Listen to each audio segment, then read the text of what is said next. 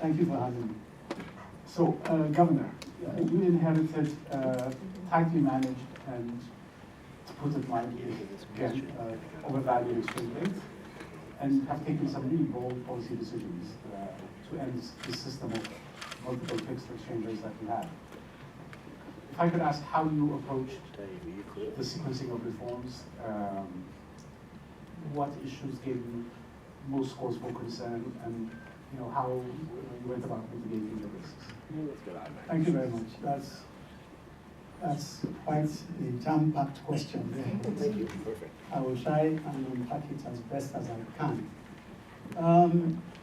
I would say, and again, let me say a very big thank you for having me here today, actually over the past few days, because I've taken the opportunity to listen and exchange views and understand much better the problems that are facing the global economy. So that's a very unique opportunity for which I want to say a very, very big thank you for the invitation.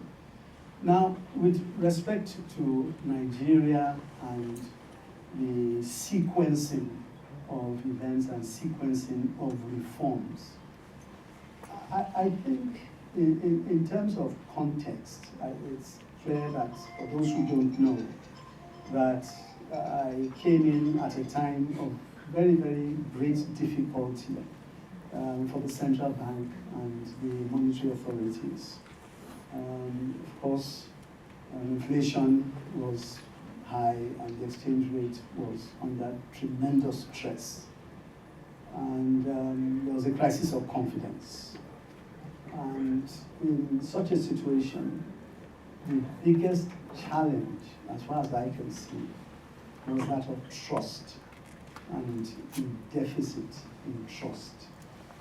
People simply had the impression that things were bad.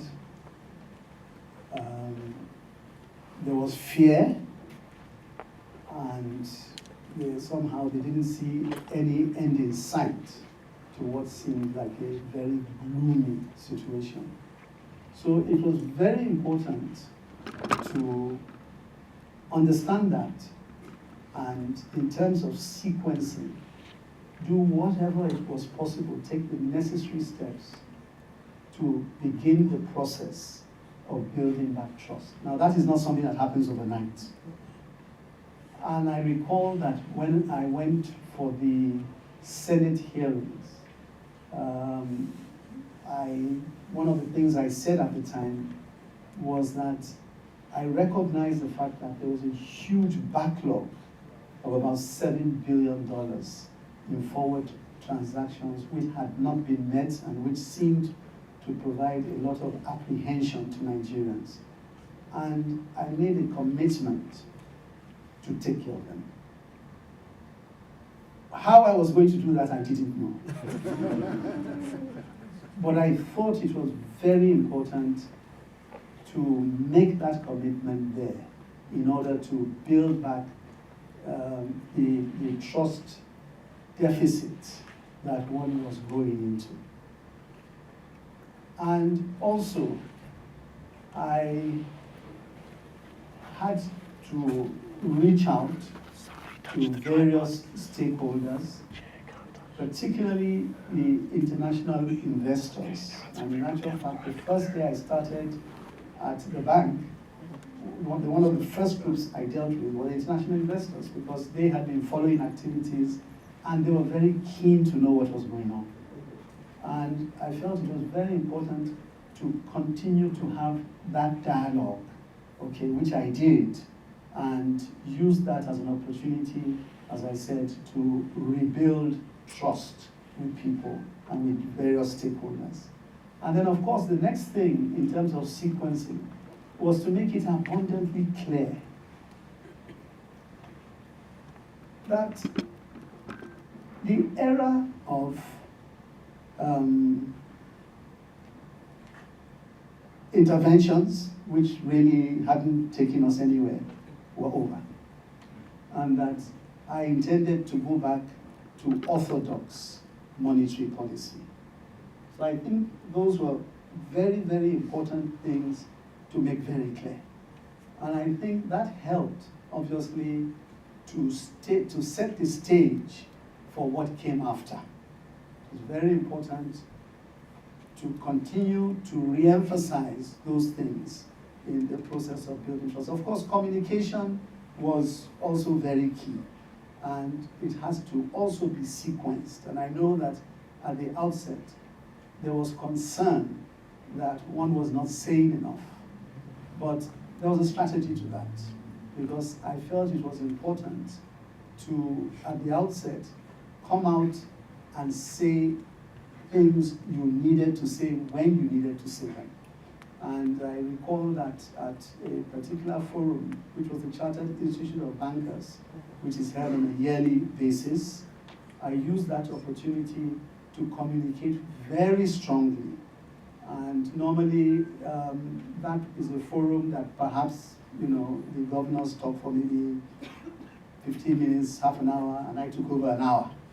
Okay, but I made sure I got everything, including giving forward guidance with respect to the banking sector, and to let people know that we were going to have a recapitalization exercise. This was in November, and the guidelines didn't come out till just recently, so they had plenty of time to start thinking that through.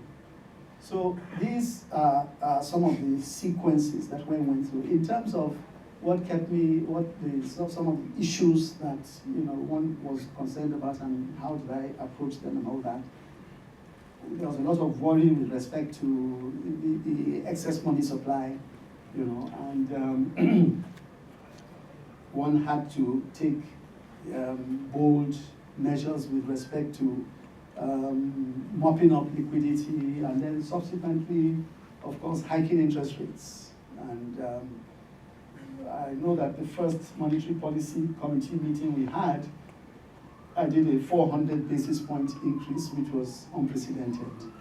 But we had to do it. We had to do it. We had no choice. And we followed that up with another 200 basis points. And we had to do that also, because to the extent that we'd committed to price stability, we were convinced that we had to do whatever was necessary to ensure that prices and inflation the right steps were put in place to ensure that we got there. Now, in saying all this, it's also important to recognize, and I say this all the time, that whatever policies you make, if they don't impact the man on the street, then you've not done anything.